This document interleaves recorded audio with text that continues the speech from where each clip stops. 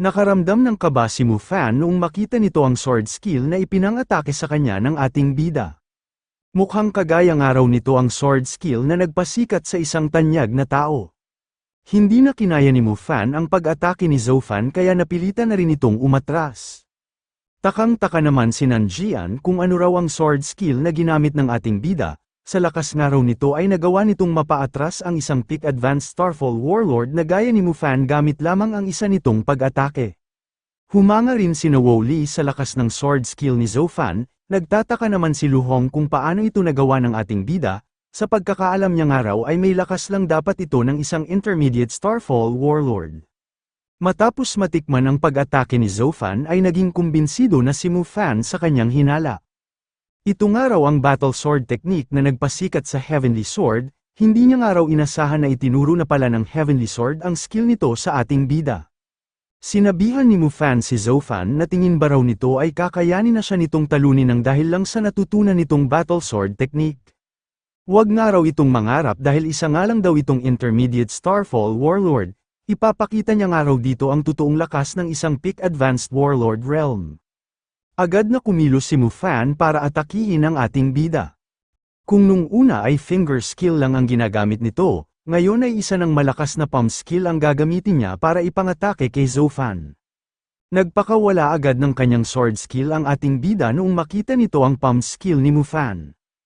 Pero dahil nga sa higit na mas mataas sa kanya ang level ni Mufan ay hindi niya nadepensahan ng mabuti ang ginawa nitong pag-atake. Hindi man napuruhan ng ating bida pero napaatras pa rin ito ng bahagya. Pagkatayo ni Zoufan ay naisip nito na naglalaman nga raw ng nakakamatay na lason ang aura ng palm skill na ginagamit sa kanya ni Mufan, kailangan niya nga raw maging mas maingat habang kinakalaban niya ito. Sinabihan ni Mufan ang ating bida na nakita naman daw nito na nalason ng kanyang skill sina Wo Li at Lu Hong, pero napakalakas pa nga rin daw ng loob nito para subukang saluhin ang kanyang poisonous palm skill. Sinabi ni Mufan na mukhang napasobra nga raw ang inaasahan niya kay Zoufan, kahit nga raw may angkin nitong talento ay napakatanga naman daw pala nito. Naisip ng ating bida na hindi naman daw delikado para sa kanya ang poisonous palm skill ni Mufan. Pero dahil nga raw kakatungtong pa lang niya sa advanced Starfall Warlord, hindi nga raw ganoon kadali para sa kanya ang tumalo ng isang peak advanced Starfall Warlord na gaya ni Mufan. Idagdag pa nga raw na estudyante rin ito ng Mercenary Association Vice President, malamang nga raw ay marami pa itong itinatagong alas laban sa kanya. Naisip ni Zoufan na magpapanggap nga raw muna siya na tinablan siya ng ipinangataking lason ni Mufan, mas makakahanap nga raw siya ng pagkakataon na mapatay ito kapag ibinaba na nito ang kanyang depensa. Napansin ni Mufan na mukhang napuruhan niya ang napaatras niyang si Zoufan, papatayin nga raw muna niya sina Wo Li at Lu Hong dahil ang mga ito ang pinakamalapit sa kanya. Kinabahan ng dalawa noong makita ng mga ito na aatakihin na sila ni Mufan, wala na nga raw silang oras para makaiwas, malamang nga raw ay yun na ang kanilang katapusan. Pero naantala ang gagawing pagpatay ni Mufan noong mapansin nito na nasa likuran na niya ang ating bida. Hindi niya inasahan na makakalapit ito sa kanya ng ganoong kabilis. Inihinto na muna ni Mufan ang kanyang opensiba at itinuon ang kanyang lakas sa pagdepensa, pero kahit ginawa niya yun ay naramdaman pa rin ng buo niyang katawan ang lakas ng pag-atake ni Zoufan.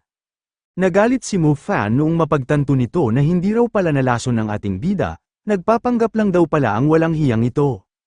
Sinabi ni Zoufan kay Mufan na hindi naman daw maaaring puro kontrabida na lang ang gagawa ng panloloko at pandaraya. Ano nga raw ang pakiramdam na sa kanya naman ginawa ang madalas nitong ginagawa sa iba? Sa ibang bahagi ng Monster Territory ay may isang misteryosong halimaw ang nanunood sa nangyayaring labanan. Pero dahil nga sa higit na mas malakas siya sa mga ito ay nakaramdam siya ng pagkabagot sa kanyang pinapanood. Gumawa na ng sarili niyang hakbang ang misteryosong halimaw dahil hindi na siya makapaghintay sa pagtatapos ng nangyayaring labanan. Nagtataka sina Wo Li kung ano na naman daw kaya ang nangyayari, bakit nga raw bigla na lang kumapal ang hamog na nasa kanilang paligid. Napapaisip sila kung ano nga raw itong kakaibang nangyayari sa loob ng Monster Territories Illusion Stream. Hindi na itinuloy ni Mufan ang kanyang pakikipaglaban at pinili na niyang umalis, hindi nga raw siya tanga para manatili pa doon. Naisip ni Mufan na narinig nga raw niya na kapag hindi naging normal ang nangyayari sa Monster Territories Illusion Stream, ay maaaring mamatay ang lahat ng mga partisipante na nasa loob nito. Mukhang hindi na niyang araw kailangan pang magpakahirap na patayin ang mga ito. Natuwa si Mufan dahil sa sandaling mamatay nga raw sina Zoufan, ay mapapasa kanya na talaga ang ikaunang pwesto ng Monster Territory Trial. Shoutout kina Idol Chardy Loudon at Idol Oliver sa pagbibigay ng tig 50 stat points. Shoutout din kay Idol Anita Yamamoto sa pagbibigay ng 75 stat points. Maraming salamat po. Takang-taka pa rin sina Wowly kung bakit nga raw pakapal pa rin ang pakapal ang nakapalibot sa kanilang hamog. Mukhang nagambalang araw ng kanilang pakikipaglaban ang lahat ng mga halimaw sa loob ng Monster Territories Illusion Stream. Nanginig ang buo nilang katawan ng dahil sa lakas ng naramdaman nilang kapangyarihan, mukhang hindi nga lang daw isang ordinaryong A-rank monster ang pinanggagalingan ng kapangyarihang ito. Iba naman ang naiisip ng ating bida kumpara sa tatlo niyang kasama. Naisip niya na kaya nagkaroon doon ng makapal na hamog ay nang dahil sa kanila ni Little Gray, mukhang tinatawag na nga raw sila ng isang misteryosong halimaw. Sinabihan ni Wowly sina Zoufan at Nanjian na dapat nga raw ay hindi na sila ng mga ito iniligtas, ngayon nga raw ay nadamay pa ang mga ito sa kanilang sitwasyon. Sinabi naman ni Lu Hong na kapag namatay nga raw silang apat ay wala nang duda na si Mufan na nga ang makakakuha ng ikaunang pwesto sa kanilang Monster Territory Trial. Napapanghinaan na ng loob si Lu Hong dahil hindi na nga raw nila mapipigilan ang mga pinaplano ni Mufan. Nabigo nga raw siya at hindi niya nasuklian ang tiwala na ibinigay sa kanya ng kanyang teacher na si Du Qing. Unti-unti na ring lumulubha ang kalagayan ni Wowly nang dahil sa lason na nagmula sa skill ni Mufan. Nabahala naman si Nanjian dahil hindi na nga rin daw gumagana ang mga dala nilang compass, mukhang natrap na nga raw talaga sila doon. Naglabas ng potion ng ating bida noong mapansin nito na lumalala na ang kalagayan ni Wowly at Lu Hong. Habang inaabot niya ito kay Nanjian ay sinabi niya dito na magpaiwan na raw muna ito. Ipainom nga raw nito sa dalawa ang ibibigay niyang potion para gumaling na ang mga ito at nang maalis na ang lason sa kanilang katawan. Habang nagpapagaling pa nga raw ang mga ito ay siya na nga raw muna ang bahala na maghanap ng paraan kung paano sila makakaalis doon. Nag-alala naman si Nanjian sa binabalak na pag-alis ng ating bida ng mag-isa, delikado nga raw ang gagawin nito dahil isang napakapanganib na lugar ang Monster Territories Illusion Stream. Sinabihan naman ito ni Zoufan nang wag nga raw itong mag-alala sa kanya. Hintayin na nga lang daw siya ng mga ito at susubukan niya naman daw na bumalik agad. Matapos mag-iwan ng potion ay umalis na rin agad ang ating bida, kailangan na nga raw niyang lumayo doon para hindi na ang mga ito madamay. Naisip ni Zoufan na malamang nga raw ay may kaugnayan sa kanila ang naging pagbabago sa Monster Territories Illusion Stream. Mukhang tinatarget nga raw ng misteryosong halimaw ang kasama niyang si Little Gray, kapag hindi nga raw sila agad umalis doon ay baka malagay pa sa panganib ang buhay ni Nanjian at ng iba pa. Habang naglalakbay ay naisip ni Zoufan na napakalakas nga raw ng aura na kanyang nararamdaman, mukhang nagmumula nga raw ang aura na ito sa isang S-rank monster. Napapaisip siya kung tama ba raw ang ginagawa niya, imbis nga raw na lumayo siya ay lumalapit pa siya dito. Nagsalita ang Ghostface Wasp King at sinabi na hindi na nga raw kakayanin ng ipinasama niyang Youngling ang bigat ng nararamdaman nitong aura, hihintayin na nga lang daw niya ang ating bida sa labas. Nainis si Zoufan sa ginawang pag-alis ng Wasp King, talagang hindi niya nga raw ito masyadong maaasahan. Sa paglalakbay ni Zoufan ay may bigla na lang humarang sa kanyang dinaraanan. Sinabihan ng dumating na ito ang ating bida na kung gusto pa nga raw nitong makaalis sa Monster Territories Illusion Stream, ay kailangan nga raw nitong iwan doon si Little Gray. Makakalabas nga lang daw ito kapag nakumpleto ni Little Gray ang kanyang ibibigay na pagsubok. Binantaan din ng misteryosong halimaw ang ating bida na kapag daw tumanggi ito ay parehas niya raw ang mga itong papatayin. Nagsalita na si Zoufan at nagpakilala na siya nga raw ang master ni Little Gray, at bilang master ay siya na nga lang daw ang kukuha ng pagsubok na ibibigay nito. Nagtanong ang misteryosong halimaw kung ang bida ba raw talaga natin ang master ni Little Gray, kung ganoon nga raw ay uunahin na niya itong patayin. Naglakad pa una si Little Gray noong makita nito na nalalagay na sa alanganin ang kanyang master. Agad na hinabol ni Zoufan si Little Gray, pinababalik niya ito dahil hindi nga raw nito kakayanin ang halimaw na humaharang sa kanila. Nagulat ang ating bida nang bigla na lang naglabas si Little Gray ng kakaibang kapangyarihan. Sa pagdaan ng bawat segundo ay mas lumakas pa ito ng lumakas. Hanggang sa nakagawa si Little Gray mula sa kanyang kapangyarihan ng isang matulis na skill para atakihin ang humarang sa kanila. Hindi na kinaya ng malaking anino ang ginawang pag-atake ni Little Gray kaya bigla na lang itong nawala. Ipinagtaka naman ni Zofan ang mabilis nitong paglalaho, mukhang gawa lang daw pala sa ilusyon ang nakaharap nilang ito. Kinabahan ng ating bida noong may namuuna naman na itim na anino sa kanilang harapan, napapaisip siya kung isa na naman daw ba itong ilusyon. Nagsalita ang nabuong anino ng halimaw at sinabi kay Little Gray na nakapasa raw ito sa first round ng kanyang pagsubok, maaari na nga raw ulit itong magpatuloy.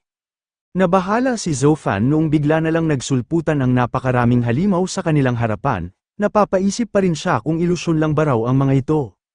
Pero nang pagmasdan niya ang mga itong mabuti ay doon niya napagtanto na mga tunay na halimaw nga raw ang mga ito. Mukhang gusto nga raw ng misteryosong halimaw na labanan nila ni Little Gray ang napakaraming halimaw sa kanilang harapan, para na nga rin daw nilang itinatapon ang sarili nilang buhay kapag kinaharap nila ang mga ito. Sinabi ni Zofan kay Little Gray na hindi nga raw nila magagawang makaligtas kapag napalibutan silang dalawa ng ganoong karaming halimaw. Nagpatuloy pa rin sa pag-abante si Little Gray at walang takot na nilampasan ang mga nakakasindak na halimaw. Noong makita ito ni Zofan ay naisip niya na naroon na rin naman daw sila, tingnan na nga lang daw niya kung ano ang mangyayari. Maayos din na nakalampas ang ating bida sa napakaraming halimaw. Pero noong nasa pinakagitna na sila ni Little Gray ay doon na ang mga ito nagsimulang umatake. Agad na ginamit ni Little Gray ang kanyang espesyal na kapangyarihan para patumbahin ang mga halimaw na umaatake sa kanila. Umatake na rin ang isa sa mga pinakamalakas na halimaw, nakadirekta ang pag-atake nito sa ating bida. Nagulat si Zofan noong mapagtanto niya na kabilang pala sa mga kalaban nilang halimaw ang isang A-rank monster. Napakagaling nga raw nitong magtago, halos hindi na niya nga raw na-detect ang totoong rank nito. Mabilis na natunaw ang buntot na ipinangatake ng halimaw noong atakihin ito ni Little Gray.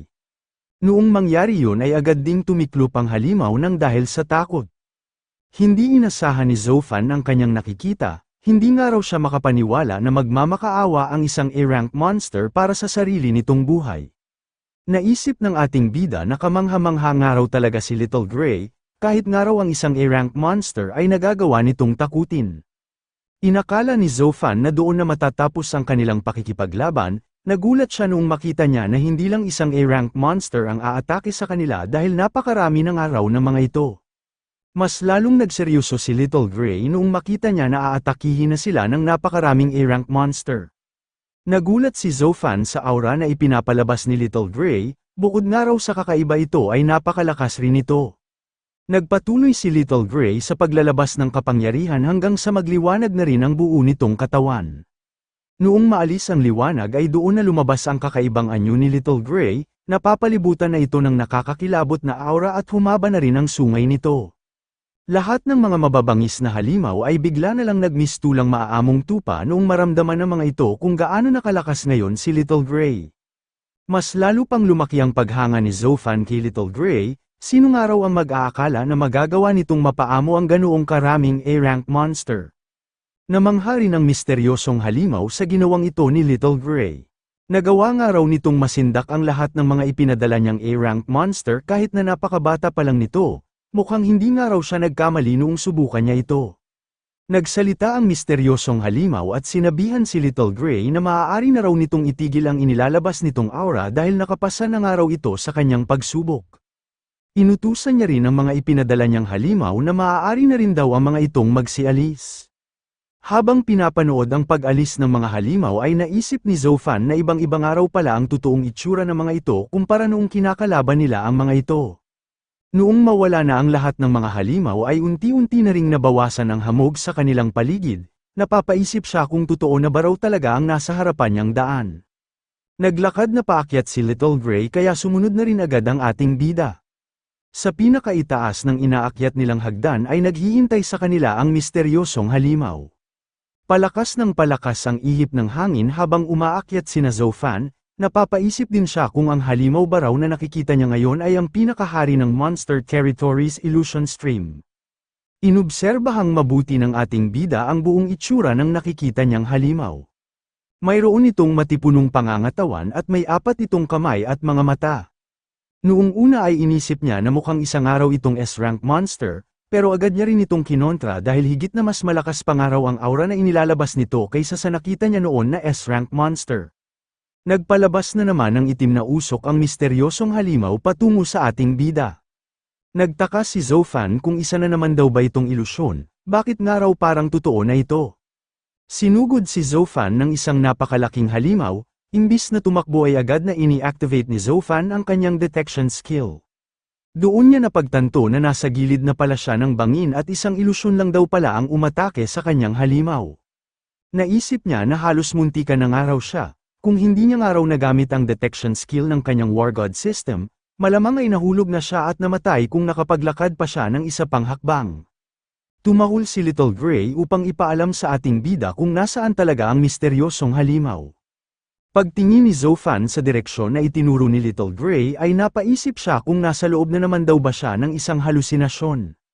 Bakit nga raw parang mas malakas talaga ang aura ng nakikita niyang 4-armed giant's monkey kaysa sa S-rank monster na nakita niya noon? Doon na nakumbinsi ang ating bida na hindi nga lang daw ito isang S-rank monster, mukhang isang araw itong Beast Emperor. Naisip ng 4-armed giant's monkey na naiintindihan daw niya kung bakit nalabanan ni Little Gray ang ilusyon na nagmumula sa kanyang aura. Pero bakit nga raw mas mabilis pang nagising ang ating bida mula sa ginamit niyang ilusyon kumpara kay Little Gray? Nagsalita na ulit ang 4-armed giant's monkey at sinabi na nakapasa na nga raw sina Zofan sa kanilang patatlong pagsubok, maaari na nga raw na mga itong ipagpatuloy ang kanilang pag-akyat. Pinaliit ng 4-armed giant's monkey ang katawan nito noong makarating na sina Zofan at Little Gray sa itaas. Kakausapin sana agad ng 4-armed giant's monkey si Little Gray pero hindi siya nito pinansin. Nagulat ang 4-armed giant's monkey noong kainin ni Little Gray ang mga espesyal na prutas na siya dapat ang kakain. Imbis na magalit kay Little Gray ay itinuon ng 4-armed giant's monkey ang galit nito sa ating bida. Ano nga raw klase ng pag-aalaga ang ginagawa nito at bakit lumaki ng walang modo si Little Gray? Nagtanong naman si Zofan sa halimaw kung bakit nga raw siya nito sinisermonan, hindi pa nga raw ganoong katagal noong ipinanganak si Little Gray, isa pa nga lang daw itong bata. Bukod sa ginagawang pagpapaliwanag ni Zofan ay naiisip niya rin na halos mamamatay na nga raw siya sa baho ng hininga ng 4-armed giant's monkey. Sa dami ng nakain ni Little Gray ay bigla na lang ulit itong nagliwanag, nangamba ang ating bida kung anong araw ang nangyayaring ito. Matapos ang paglalabas nito ng kapangyarihan ay bigla na lang itong nakatulog. Sinabihan ng 4-armed giant's monkey si Zofan nang wag daw itong mag-alala, nakatulog lang daw si Little Gray dahil nag-evolve na ito. Kapag nga raw natapos na ang evolution nito ay gigising na rin daw ito ng kusa. Sinabi rin ng halimaw na kung may dapat nga raw ipag-alala si Zofan, ay dapat mas alalahanin nito ang kanyang sarili. Kinabahan ng ating bida sa mga huling salita na sinabi ng 4-armed giant's monkey. Sinabi ng 4-armed giant's monkey na siya naman daw mismo ang susubok kay Zofan. Titingnan niya nga raw kung karapat-dapat ba ang taong ito para maging master ni Little Gray. Nagbanta rin ng 4-armed giant's monkey na kapag hindi nga raw maganda ang ipinakita ng ating bida ay isa lang daw ang kahahantungan nito, at iyon ay ang kamatayan. Ipinaalam din ng 4-armed giant's monkey na hindi niya naman daw gagamitin ang buo niyang lakas. Lalabanan niya nga raw si Zofan habang nananatili siya sa kasalukuyan niyang anyo, sinabi niya rin na isa nga lang daw ang gagamitin niyang kamay habang kalaban siya nito. Hindi man nagustuhan ng ating bida ang gagawin ng 4-armed giant's monkey, pero mukhang wala naman daw siyang ibang pagpipilian pa. Noong maihanda ni Zofan ang kanyang Blade of Retribution ay buong loob nitong sinabi sa 4-armed giant's monkey na simulan ng araw agad nila ang kanilang paglalaban. Pero agad ding nabawasan ang kumpiyansa ni Zofan noong magsimula na silang umatake sa isa't isa. Nagtataka siya kung anong klaseng araw ng lakas ang ginagamit sa kanya ng halimaw. Nagawa nga raw agad nitong durugin ang kanyang sword aura nang dahil lang sa aura ng kamao nito. Hindi niya nga raw pala ito maaaring labanan ng malapitan. Sinabihan ng 4-armed giant's monkey ang ating bida na kung hanggang doon na nga lang daw ang ipapakita nito, ay maghanda na nga lang daw ito dahil dudurugin niya ito ng pinong-pino. Nagawa mang masangga ni Zofan ang pag-atake ng 4-armed giant's monkey pero napaatras pa rin siya nito ng napakalayo. Hindi man napuruhan si Zofan pero napapaisip ito kung paano niya nga raw tatalunin ang ganoong kalakas na halimaw. Inasar ng four-armed giant's monkey ang ating bida at sinabi na ipakita pa nga raw nito sa kanya kung hanggang saan pa ang ibubuga nito. Naghanda na rin ulit ang ating bida para umatake. Wala na nga raw siyang ibang naiisip na paraan kundi ang kalabanin niya ito ng buo niyang lakas. Naisip niya na mayroon pa nga raw siyang 78 unassigned stat points, idadagdag niya nga raw ang lahat ng ito sa kanyang agility. Sinamantala ni Zofan ang pag-angat ng kanyang agility stats at mabilis na sinugod ang four-armed giant's monkey gamit ang kanyang skill na battle sword technique. Habang papalapit na ang ating bida ay napaisip ang four-armed giant's monkey kung bakit nga raw parang bigla na lang nadagdagan ang bilis nito. Napapaisip siya kung itinatago lang ba raw ni Zofan ang totoo nitong lakas. Pero kahit nga raw bumilis na ito ay hindi pa rin daw ito sapat para talunin siya. Naisip ng four-armed giant's monkey na mas pinapabilis nga lang daw ni Zofan ang sarili nitong kamatayan. Alam ng ating bida ang diferensya ng kanilang lakas, pero desidido pa rin siya na talunin ang halimaw na ito.